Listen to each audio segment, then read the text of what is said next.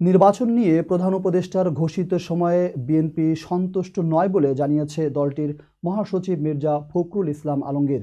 দলীয় ফোরামে আলোচনা করে পরবর্তী সিদ্ধান্ত নেওয়া হবে বলে জানিয়েছেন তিনি।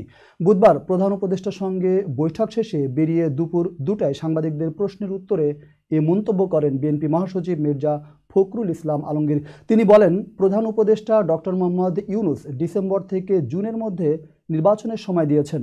নির্বাচনের এ সময় নিয়ে আমরা একেবারে সন্তুষ্ট নয়। নির্বাচন নিয়ে প্রধান উপদেষ্টা সুনির্দিষ্ট সময় বেঁধে দেননি জানিয়ে মির্জা ফখরুল বলেন, আমরা প্রধান উপদেষ্টাকে বলেছি ডিসেম্বরে নির্বাচনের কাট অফ আউট টাইম, এরপরে হলে দেশে বিশৃঙ্খলা সৃষ্টি হবে।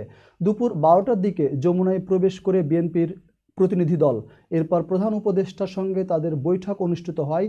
মহাসচিব মির্জা ফখরুল ইসলাম আলমগীরের নেতৃত্বে বৈঠকে উপস্থিত ছিলেন বিএনপির স্থায়ী কমিটির সদস্য সালাউদ্দিন আহমেদ, জমির উদ্দিন সরকার, মির্জা আব্বাস, ইকবাল হাসান মাহমুদ টুকু, নজরুল ইসলাম খান এবং আমির খসরু মাহমুদ চৌধুরী।